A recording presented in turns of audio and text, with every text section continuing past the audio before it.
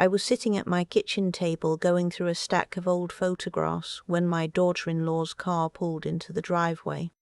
I remember thinking it was strange. It was a Tuesday afternoon, barely past 2, and my son never came by on weekdays without calling first. He knew I liked my Tuesdays. Book club was on Tuesday mornings, and I spent the afternoons quiet, just me and whatever I was reading or sorting through. It was my ritual. He respected that. Or at least he used to. I set down the photograph I was holding, one of him at maybe 7 years old, gap-toothed and standing in front of a Christmas tree, and I watched through the kitchen window as he got out of the passenger side. His wife Melissa was driving. She stayed in the car. That was the first thing that felt wrong. My son Jerome is 41 years old. He's a good-looking man, tall like his father was, with the same heavy brow and the kind of smile that makes people trust him immediately. People have always trusted Jerome.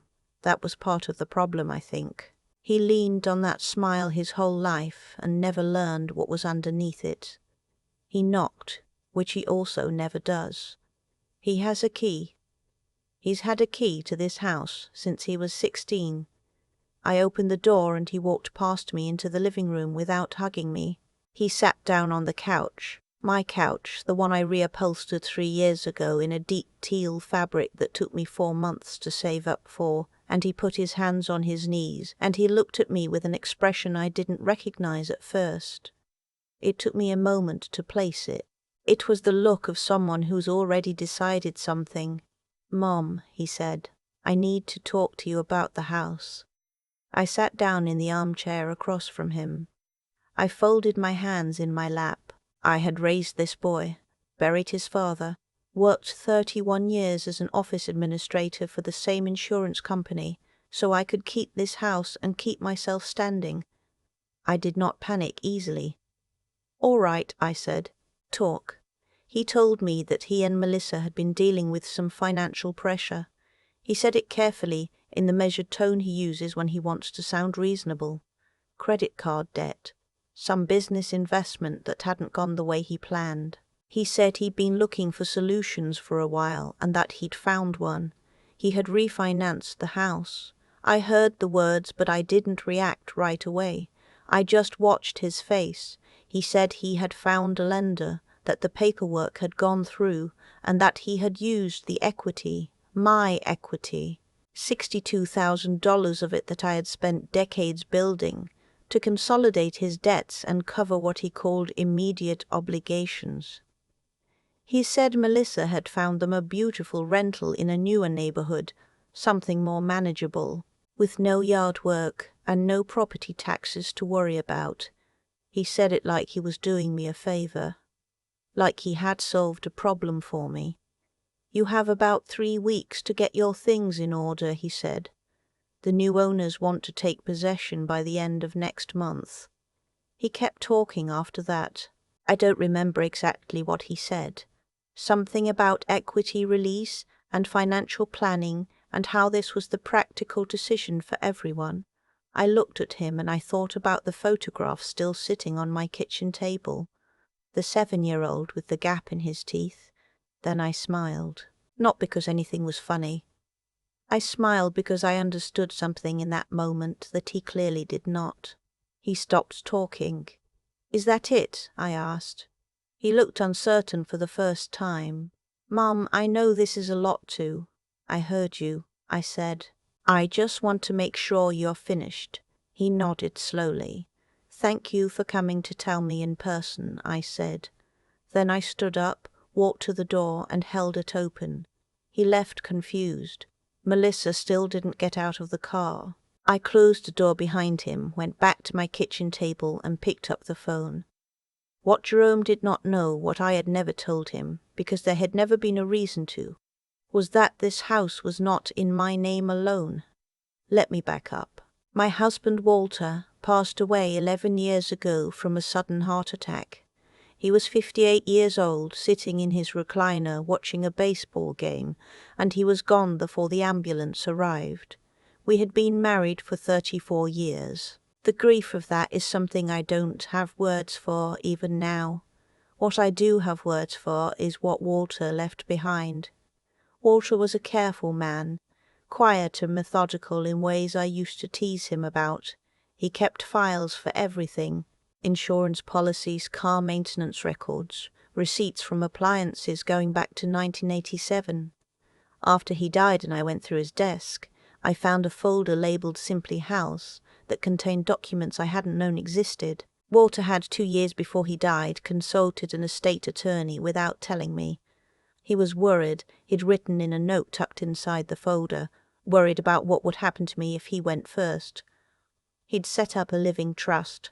The house was in the trust, with me as the primary trustee and our son listed as a beneficiary, not as an owner, not as someone with the authority to sell or refinance. A beneficiary, meaning he would inherit a portion of the proceeds when I died, but he had no legal standing to touch it before that.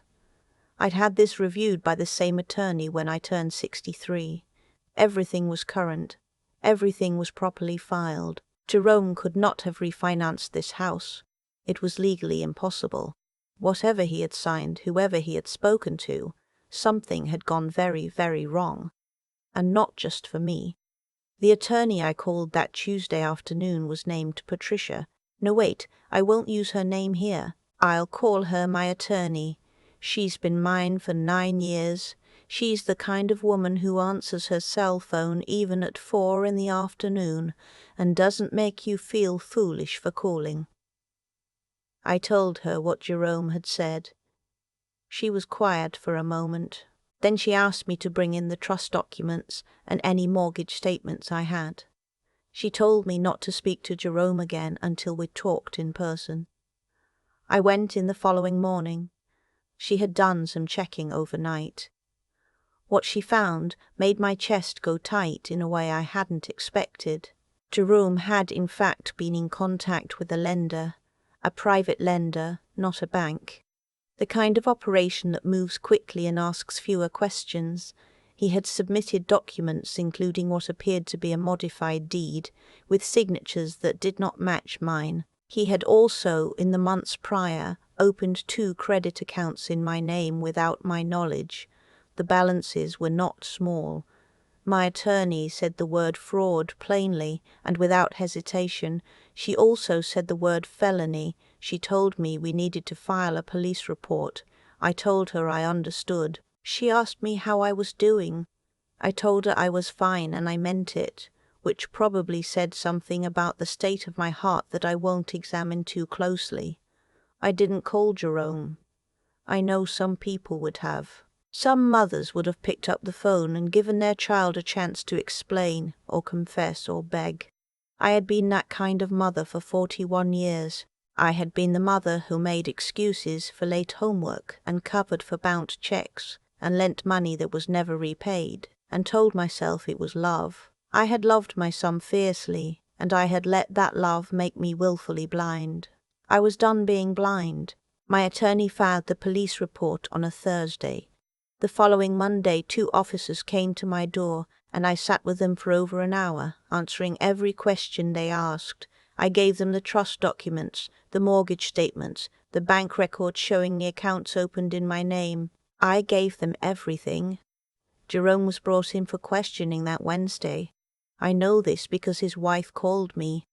Melissa, who had sat in the car while he told me I had 3 weeks to leave my home, she called me crying, saying she hadn't known about the fake documents, saying she only knew he was under financial pressure, saying she was sorry.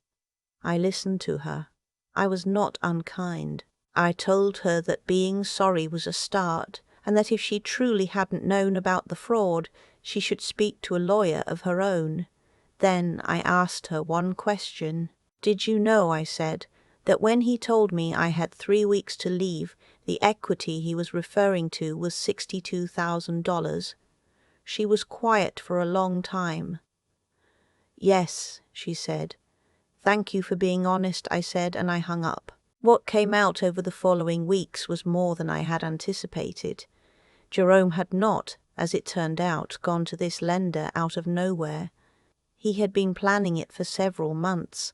The fake documents had been prepared carefully.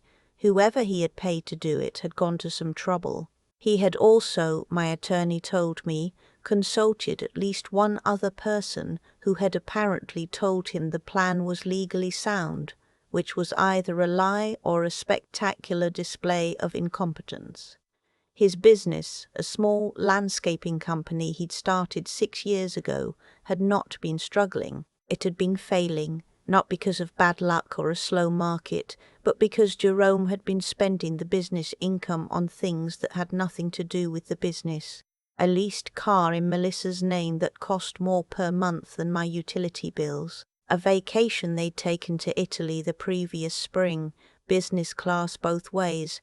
A watch that I later learned cost nearly $4,000. He had been drowning for 2 years and telling no one.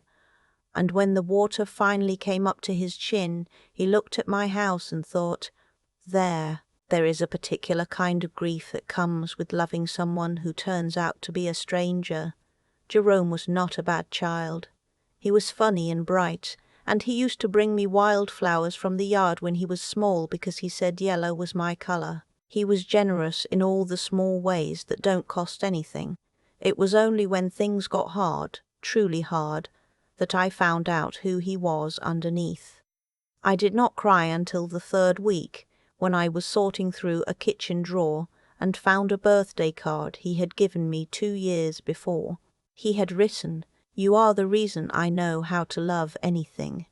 His handwriting, his words. I stood there in my kitchen and I cried hard for about 10 minutes. Then I put the card back in the drawer and I went back to my life. Jerome was charged with elder financial abuse, identity theft, and attempted mortgage fraud. His attorney, a young man who looked like he hadn't slept in several days every time I saw him, entered a not guilty plea, which my attorney had anticipated. The court process was slow, the way these things are. There were hearings and continuances and documents submitted and disputed. I attended what I was asked to attend, and I stayed home when I wasn't needed. I am 67 years old, and I have learned that spending your energy on things you cannot speed up is a waste of the time you have. Melissa filed for divorce 6 weeks after Jerome was charged. I can't say I was surprised. Their marriage had been built, I think, on the idea of a life they didn't actually have the means to sustain. And when the scaffolding came down, there wasn't enough of a foundation underneath. I felt sorry for her in the way you feel sorry for someone who made choices she probably knew somewhere were choices. Her attorney made contact with mine about the accounts opened in my name. She provided a sworn statement supporting my claim that she had no involvement in the document fraud. I believed her about the documents. The accounts I thought were murkier. But that wasn't my fight to pick. I focused on my own. My neighbor, a retired teacher named Constance who has lived next door to me for 22 years, brought me a casserole the week the news got out in the neighborhood. She sat at my kitchen table while I reheated it, and she didn't say a word about Jerome for the first hour. We talked about her garden, about the new family that had moved in at the end of the block, about a novel we both read recently that neither of us had liked very much. Then she said quietly, "How are you actually doing, Irene?" I should tell you, my name is Irene. I've been calling myself I this whole time, which I suppose is its own kind of habit. I'm okay, I told her. And then, because it was Constance and she would know if I was lying, some days are harder than others. But I'm not broken. She nodded. She topped off my coffee without asking. That's the kind of friend she is. You know, she said, some people would have tried to handle this quietly, kept it in the family. I know, I said. Why didn't you? I thought about it. Not because I didn't know the answer, but because I wanted to give her the true one, not the easy one. Because quiet is how it keeps happening, I said. To me, or to someone else, or to him. She didn't say anything to that.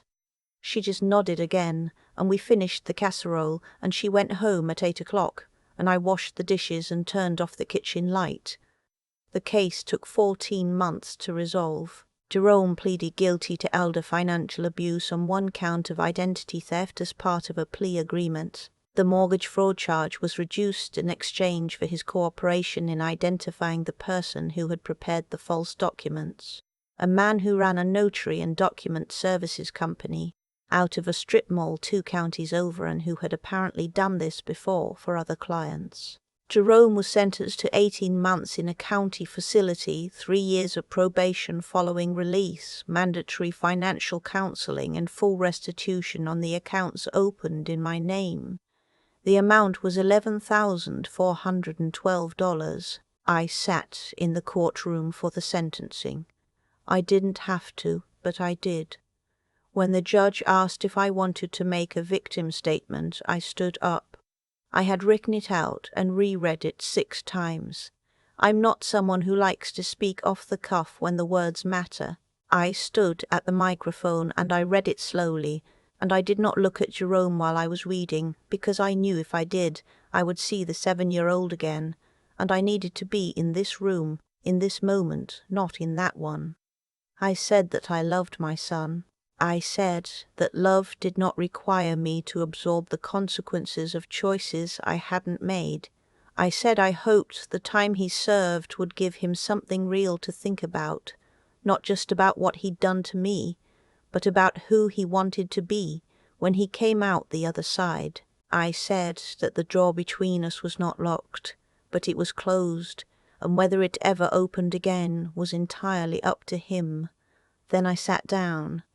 My house is still mine. I want to say that plainly, because it matters. The trust Walter set up 11 years ago held. My attorney is currently in the process of adding a second layer of protection, an additional filing that will require any future transaction involving the property to go through a third-party verification process. It is bureaucratic and slightly tedious, and I don't mind a single bit. I still do my book club on Tuesday mornings. I still spend Tuesday afternoons in the quiet of my kitchen going through photographs or reading, or doing whatever I please. The teal couch is still in the living room. The roses in the front yard, which I have been tending for 11 years, came back again this spring, the way they always do. Jerome has been in the facility for 3 months now. He wrote me a letter in February. It was 4 pages long, handwritten, and I could see the places where he had started and stopped. He apologized, repeatedly and in specific terms. He said he didn't have an explanation, just reasons, and that he knew the reasons didn't change what he had done. He said he thought about our last real conversation. A Sunday dinner I'd made, pot roast and biscuits, maybe a year before all of this, and that he hadn't known at the time it would be the last one like that. I read the letter 3 times. I put it in the same drawer as the birthday card. I haven't written back yet. I don't know if I will. I don't know if I won't. I know that I am 67 years old, and that I have a certain amount of time and energy, and that I intend to use both of them wisely. I know that forgiveness is not a single event, but a long, slow process that doesn't run on anyone else's schedule. And I know that I spent 41 years being the mother who made everything easier than it should have been, and that I will not be that woman again. What I will be is the woman who stayed in her house, the woman who knew her paperwork, the woman who made the call that Tuesday afternoon instead of sitting with shock and silence until it was too late. The woman who stood up in that courtroom and said her piece without flinching. Walter, I think, would recognize her. He always said I was the practical one. He always said I was the one who would land on my feet. I used to argue with him about that, tell him he was the steady one, the prepared one, the one who kept all the files. But he left me the right files, and when it mattered, I knew what to do with them. I want to say one more thing because I've been turning it over since this all happened, and I think it belongs in any honest telling of this story. My son did not become a man capable of this overnight. It was gradual, the way these things are. There were signs I noticed and explained away, the loans I gave him that were never repaid, the grandiose plans that never materialized, The small dishonestnesses I told myself were just exaggerations. Each time I smoothed something over, I told myself I was being a loving parent. Each time I did not ask the hard questions, I told myself I was being gracious. I was not being gracious. I was being afraid of what the hard questions might reveal. Every parent reading this or listening to this knows what I mean. You love your child with something that doesn't have an off switch, and you want so badly to believe the best of them that you can mistake that wanting for evidence. I mistook it for decades. If I could go back and give myself one piece of advice, it would be this. Your love for your child is not a reason to keep your eyes closed. It is precisely because you love them that you cannot afford to look away. Children who are never confronted with the consequences of what they do in small ways will eventually do something large, and by then it may be too late for the lesson to take. I don't know if Jerome's lesson has taken.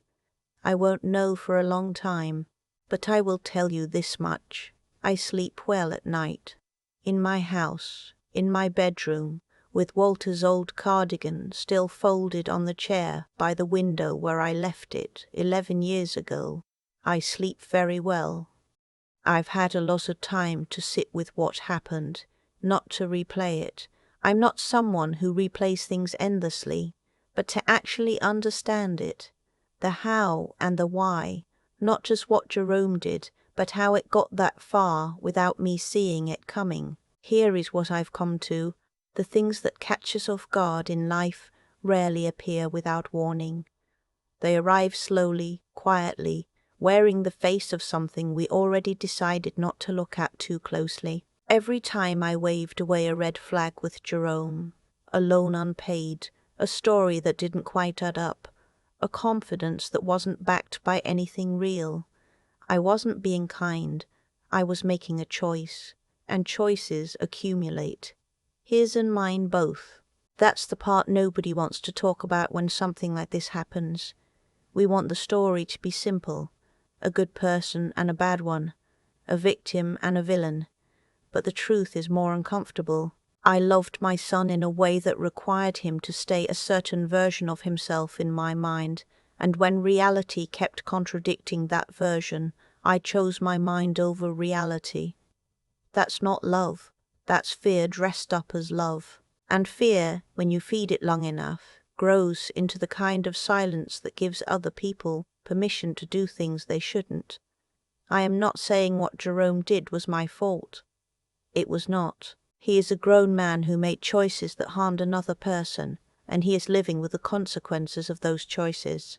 That is exactly what should happen. But I am honest enough with myself now to say that the woman who might have caught this earlier, who might have asked harder questions years ago, was the woman I should have been and wasn't. What Walter understood, and what took me 11 years after losing him to fully absorb, is that love without preparation is incomplete. He didn't leave me those trust documents because he doubted me. He left them because he respected me enough to make sure I had what I needed to stand on my own. That's what intelligence in a relationship actually looks like. Not just feeling deeply but thinking clearly. Not just being present but being prepared. I think about Constance asking me why I didn't handle this quietly.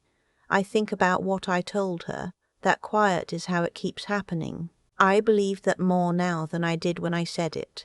There is nothing noble about absorbing harm in silence. It doesn't protect the person who hurt you. It doesn't protect you. It just delays everything and makes the eventual reckoning worse. Jerome needed to face what he had done, not for my satisfaction, but because a man who is never made to face himself never has the chance to become someone better. Whether he uses this time to do that, I genuinely don't know. I hope he does. I still have the letter he sent. I still have the birthday card from 2 years ago. Neither one of those things disappears because of what came between them. What I know is this: I am still here, in my house, in my life, with my roses coming back every spring the way they always have. I made the call. I stood up in that courtroom. I did not look away. that is the version of myself I intend to keep being.